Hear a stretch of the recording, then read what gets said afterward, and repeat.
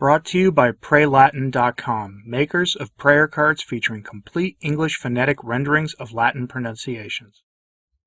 Yesterday I reported on the initial rumor from Mr. Robert Moynihan of InsideTheVatican.com about the reported coming ban of the Latin Mass at the diocesan level across the entire Universal Church. Today I have an update from him on this story. I'm going to also give you some insight into the binding power of this document, since the reporting uses a lot of lingo that you might not be familiar with, because it's going to be reportedly published in a form that bears much more canonical and magisterial weight than Traditionis Custodes had, so it needs some explanation. Finally, I will close out with some possible guesses on when this could be released, given new information here and Francis's track record on it. So let's actually dive into that, because this needs some clarification. Let's start here with Mr. Moynihan. The following is a letter that he published late going into the weekend about the possibility of a coming Latin Mass ban. Robert Moynihan received an email from a priest in a traditional religious order.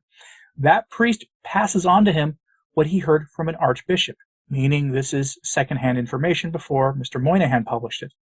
It may be true. Probably it is true, but it is worth noting that it is secondhand information, and it's not from Rome itself. So with that, here's the email that he published on his website, InsideTheVatican.com. Quote, "Hi, Robert. As we both know, there are no quote-unquote secrets in Rome.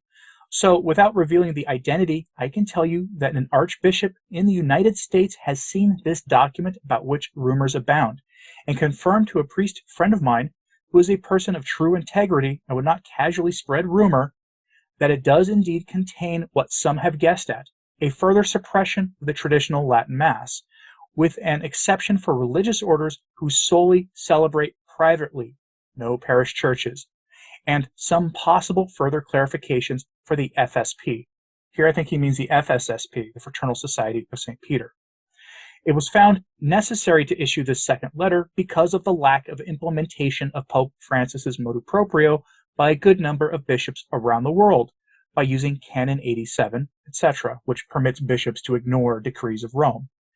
It is scheduled for release sometime in April or May, and would carry the quote-unquote weight of an apostolic exhortation, to match that of St. Paul VI, formally establishing the new rite.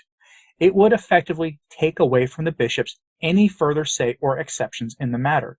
If issued, I believe it will push the traditional Latin Mass, the TLM, underground, and further add to the ranks of the Pius X Society, the SSPX, which has already grown by 3 times since the issuance of the motu proprio, Traditionis Custodes, by Pope Francis. This will not end well. The TLM will survive. Whether any Catholics will continue to go to a further watered-down Novus Ordo, which is also supposed to be a part of this document, will remain to be seen. Attendance at weekly Sunday Mass by Catholics is currently at 12% in the United States in most dioceses. It is 2.5% in the Netherlands. If I learn of any further information on all of this, I will be sure to send you an update. God bless, and thank you for all you do." From a priest who belongs to one of the traditional orders. End quote. And by traditional orders, I mean this is a priest who's probably a monk or a friar. Now, it's worth noting here one inconsistency in the 2 reports from Mr. Moynihan, the one from yesterday and the one from today. The first report said that this decree from Francis will come in the form of an apostolic constitution, and the second letter I just read to you said this would come in the form of an apostolic exhortation. What does all that mean? Because this, you're getting into inside baseball stuff for the Vatican. Here's the simplest definition of an apostolic exhortation. An apostolic exhortation is a magisterial document written by the Pope. It's often argued that apostolic exhortations rank 3rd in importance of papal writings, after apostolic constitutions and encyclicals. It's essentially a pastoral message the Pope sends out to Catholics to highlight key points about a particular issue, and it ranks ahead of motu proprios, which is what Traditionis Custodes was. Usually the Pope writes apostolic exhortations after consulting with bishops who participate in relevant synods, but that's not always the case. Likely he consulted with Cardinal Roche here. An apostolic exhortation establishes a clear direction for Catholics to critically address issues that are being discussed within the Church and in modern society. Apostolic exhortations have the binding force of law. meaning the bishops can't do much about it. Apostolic constitutions are the most powerful documents popes can issue. Here's a quote from a website that I've cited before on various canonical matters called Catholic Straight Answers on apostolic constitutions, so you can understand that this is meant to take away the ability of bishops to resist Francis's efforts to smash the faith and all of our links to the faith as it was before the council. On the question of what is the difference between an encyclical, an apostolic constitution, a papal bull, and a pastoral letter, the uncredited author, probably the owner of the website, at Catholic Straight Answers tells us, quote, each of these titles has a certain nuance which distinguishes them from each other. An apostolic constitution represents a very solemn pronouncement issued by the Pope on a doctrinal or disciplinary question. For example, Pope Paul VI Apostolic Constitution, Missale Romanum of 1969, promulgated for the whole Church the new missal to be used at Mass. That was what promulgated the Novus Ordo Missae. A less weighty matter may also be addressed by a motu proprio, like Traditionis Custodes, which is similar to an executive order. A papal bull is a very dramatic way of presenting such a solemn pronouncement. Written on parchment, a lead seal, bulla, is attached with cords of silk. On one side of the seal would be the image of the reigning pope, and the other side would bear the images of St. Peter and St. Paul.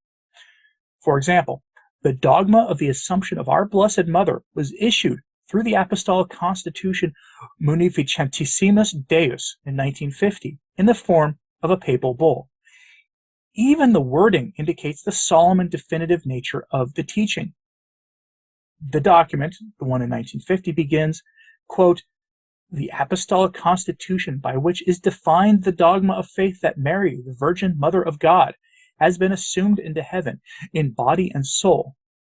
Pius the Bishop, servant of the servants of God, for everlasting remembrance, etc. End quote.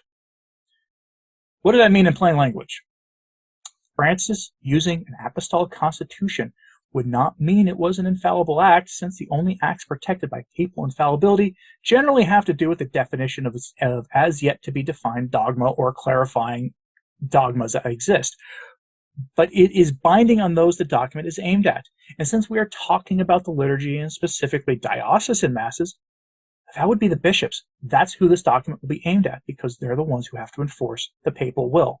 An apostolic constitution would have the power of forcing your bishop to end the diocesan offerings of the traditional Latin Mass. For the time being, it would probably permit the FSSP, the Institute of Christ the King Sovereign Priest, and similar groups to continue to operate in the dioceses, but with more restrictions, but would functionally end the traditional Mass offerings by force of law with no loopholes like Canon 87 for the bishops to be able to ignore. Those who do ignore the Apostolic Constitution risk losing their office. And Francis has in the past year removed bishops from their office already for not following his various orders. The best example I can give you of this is Bishop Daniel Fernandez Torres of Puerto Rico. He is a prime example of what happens in Francis's synodal church of the new Advent if a bishop does not fall in line with all of his decrees, no matter how destructive those decrees are. This coming act of Francis, if it is true, should be compared to all his talk of synodality.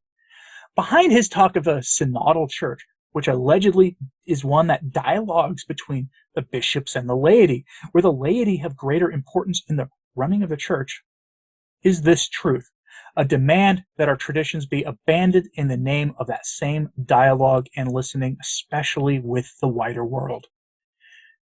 Francis made this clear in a story that seemed minor that came and went this last week with no fanfare. It comes from a website called therecordnewspaper.org, and in their article on it, it details a meeting Francis had with members of a lay religious fraternity of some age. His words on their organization are mostly unremarkable, which is why the story went without being noticed, except for when he starts talking about synodality and the need to update how we do things.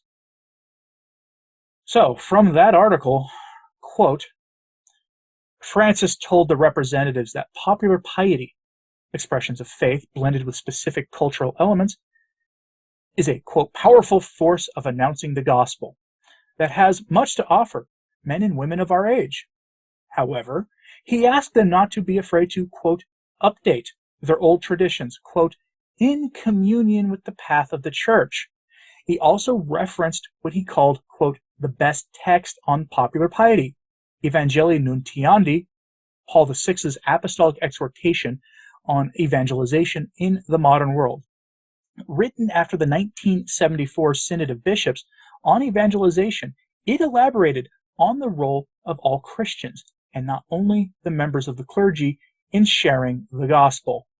The Pope praised the contribution of confraternities in the Church as a, quote, centuries-old experience of synodality, through their, quote, fraternal dialogue characterized by an environment of prayer and sincerity to organize and manage themselves, end quote. That right there is a pretty succinct summarization of his hatred of the Apostolic Mass. At least it gives you the underlying idea behind why he hates it. Francis has repeated in the past the lies that come from mostly Protestants about the Mass, that it is clerical and rigid, too priest-centered, leaving the laity out of the Mass as participants not hearing things in their own language. All of those attacks on the Mass are also attacks on the intelligence of the laity and their capabilities. Our ancestors understood what was happening at the Mass way better than most of us do, even if they couldn't read or speak Latin, because in those days, the Church and families took the time to teach the faith to their children. It's a novel concept. I wish we'd get back to it. People understood the Mass. They knew what was happening at the Mass, even if they didn't speak Latin. It is one of the great lies of history to say that they didn't. Now, in our time, the data shows that most people don't even understand the nature of Christ, let alone what the Church says is happening at the new Mass, let alone at the old. In our time of near universal literacy on the most important things of all, most of us are actually not literate. That problem should be what Francis focuses on.